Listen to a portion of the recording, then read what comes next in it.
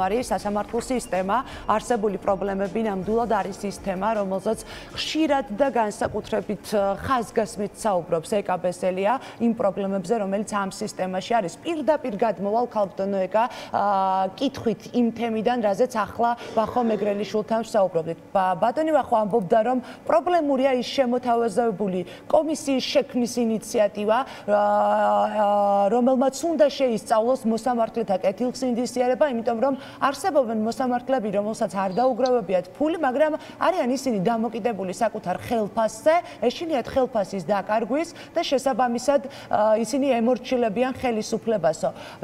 მართველი გუნდიც ამბობს, რომ ამის წინააღმდეგია. ამ შემთხვევაში მეგრელიშვილის და ოცნე კობახიძის შეფასებები ერთმანეთთან თანხვედრაშია. რატომ არის მნიშვნელოვანი ამ კომისიის შექმნა?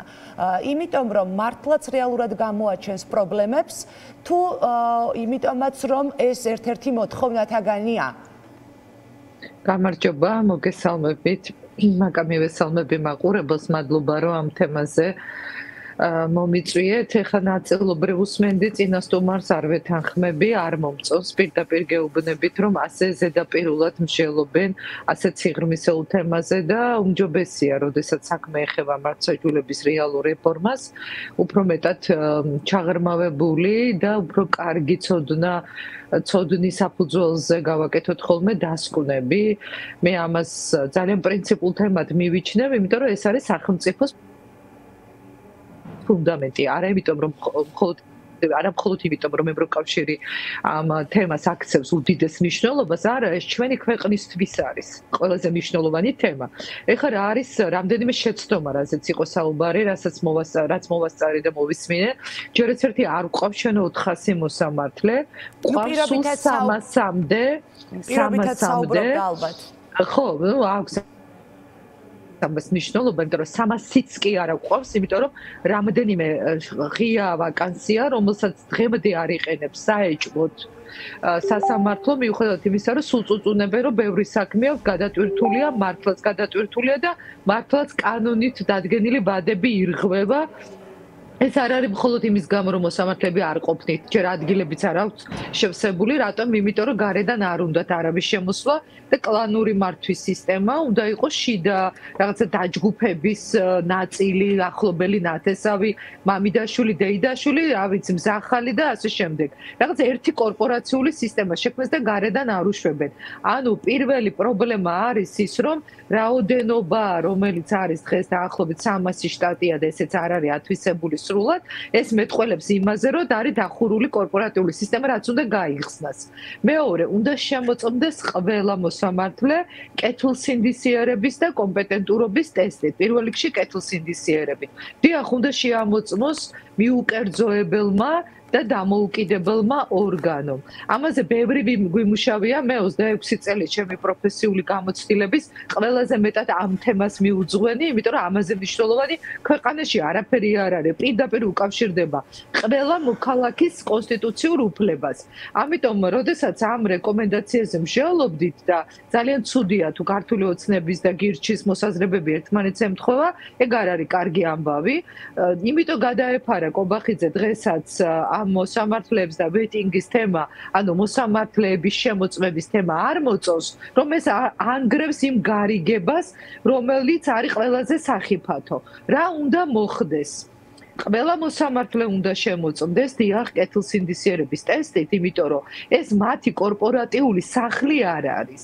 ეს მათი პირადი სასამართლო არ არის. ამ ხალხს უნდა ესმოდეს და ბევრს შეიძლება არ ესმის, მაგრამ არის სასამართლოში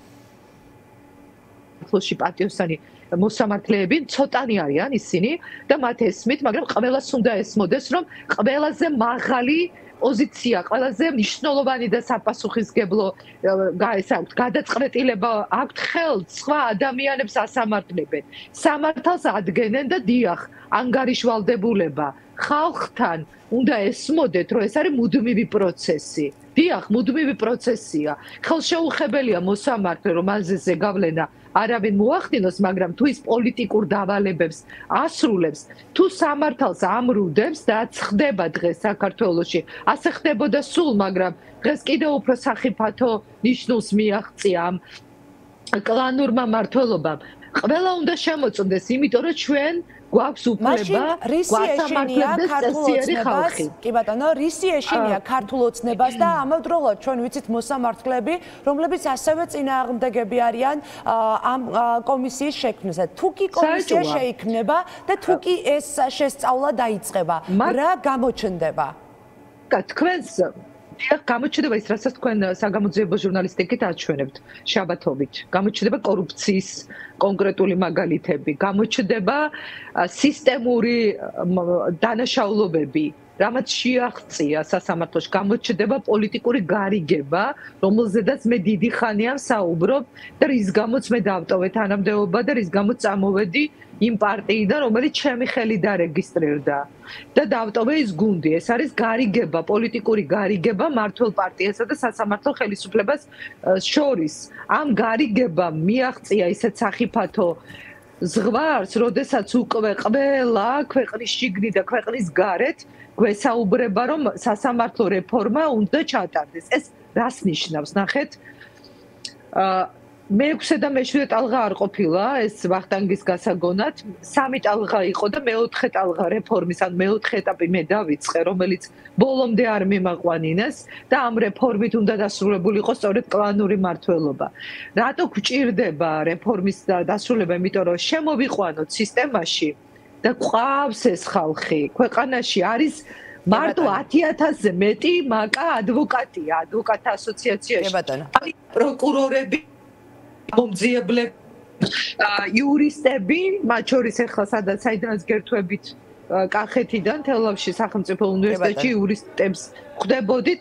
ეს არის ახალი თაობა, რომელიც სასამართლო სისტემისთვის მზად არის, მაგრამ მისი შემოსვლა პროცესში უნდა იყოს ობიექტური, შეფასებელი კომისიის მიერ, არა კობახიძემ და მავანმა და სხვამ, არა, პოლიტიკური პარტიები მომავალ კოალიციაში უნდა შეთანხმდნენ, რომ დამოუკიდებელი ექსპერტები უნდა იყვნენ მათ შორის ჩართული ამ პროცესში და უნდა ხდეს პატიოსანი ხალხის შემოსვლა სასამართლოში. ქალბატონო, არ მინდა რომ ისე დაგემშვიდობოთ, რომ ასევე ძალიან მნიშვნელოვან საკითხზე არ დაგისვათ კითხვა, გულისხმობ გადანაცვლებათა სერიას სამთავრობო გუნდში. ამჯერად საუბრობთ რუსეთში საქართველოს სპეციალურ წარმომადგენელს. თქვენ ცოტა ხნის წინ აღნიშნეთ, რომ პარტია, რომელიც ჩემი დარეგისტრირებულიაო, პირველი კითხვა, იცნობთ თქვენ გიორგი ქაჯაიას, რომელიც წლების განმავლობაში მოსკოვში მუშაობდა და საქართველოს წარმომადგენელი იყო და რას ხედავთ თქვენ